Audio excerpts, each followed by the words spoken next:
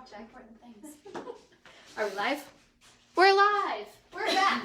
Okay. Hey, happy Friday. Happy Friday. It's episode number 38 of 5 Minute-ish Fri YAY, and today we're here to talk to you about email marketing. Yes.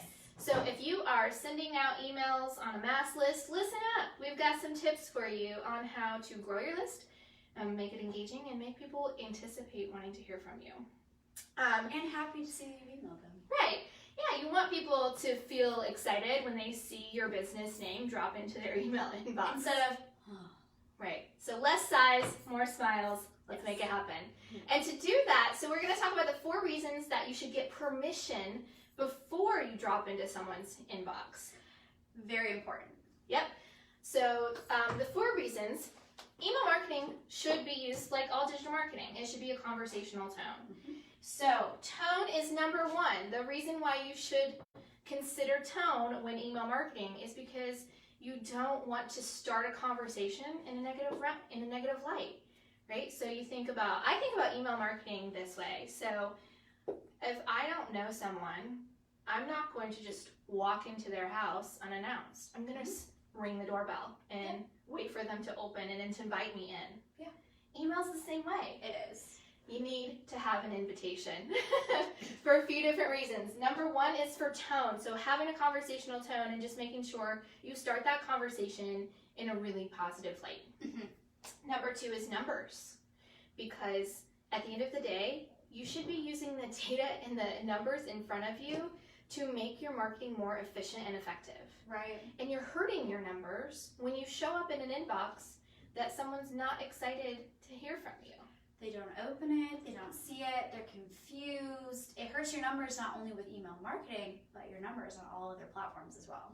Right, so when you do this and you show up in kind of an invasive way, without having that opt-in or that permission, your numbers are going to drop. You're going to have lower open rates, lower click-through rates, and that's what email marketing should get you in the first place, is higher numbers. A lot of people think, oh, if I put them in there, they'll open it because they'll be like, oh, who's this? Or they'll open it because I automatically put them in there.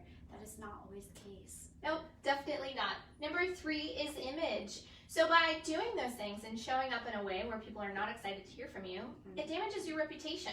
It does. It damages your image, damages, I think, the trust level between the customer or the other business and you. Trust. I love that word because that's what good digital marketing does, is it builds trust and credibility. So you want people to know you, trust you, like you, and be excited to hear from you. Number 4, at the end of the day, if you don't care about any of these other things, at least care about the legality of it. So there's actually an act and a law called the Can-Spam Act, and it's illegal to send emails to people that haven't opted into your email list. Right, and when you say opted, how is it that people have opted for that? So they've either gone to a form and filled it out and subscribed that way, or you have talked to them about it. Or maybe when you've had an event, they've clicked a checkbox saying, yes, I'd like to receive your emails. Or at a booth or at an event, they've physically signed their email up. Yep. So there's a lot of different ways that people can opt into your email. So let's say if someone traded off business cards, or someone picked up a business card from a business and they automatically took those cards and put your emails into their campaign. Okay. Is that legal? It depends on which of those specific scenarios happen. So if you're in a conversation with someone, if you just go up and throw a card at someone, no. But if you're in a conversation and they say, can I have your, would you like my card? You're kind of, this is where it gets dicey. I'm not a legal expert, I'm not a lawyer, right? Right. But this is where attorneys have said that it gets a little bit dicey and questionable, is if that is a clear opt-in. I say, don't do it. I say if the person, and you talk about it and say, would you like to join my email group? And they say, yes, please sign me up for that. Or if someone asks, do you have an email list that I could sign up? A verbal confirmation is always a great thing to do. Right, because you're going to get better numbers, you're going to get better results. Exactly. Someone's really interested in joining your email group. Exactly. Yep.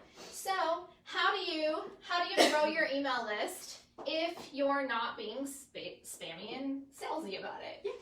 Integration. Integration is huge. So integrating that form, that sign up form, into your social media profiles, into your website, put it in your email signature, wherever you feel like people are going to notice it, yeah, put it in there. Exclusivity, sorry, my back was against it, I wiped it off a little bit.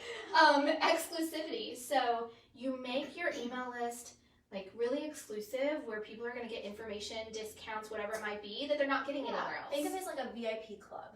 Yes, that VIP access is huge, and that's how we've seen our clients do really well with email, is when they make it something that, you know, it's a discount or a promotion or an offer or information. Exactly. Or if it's a select group, be the first to know that we have this new product launching, and only the people who follow our email campaign list will see this early. Or if we put up a 10% on our social media because you're in the email campaign, we will give you a code that's 30% off. Right. Exclusivity. Yes. And anticipation. So make people anticipate hearing from you. Have a regular schedule that you send your emails out on. And I would say for most small businesses and nonprofits, I would make it pretty sparse. So once a month is a pretty good place to start. Maybe quarterly if you're just getting started and getting into the routine of it. But I would say once a month. So I think about, it depends on the business. the wise man, Seth Godin.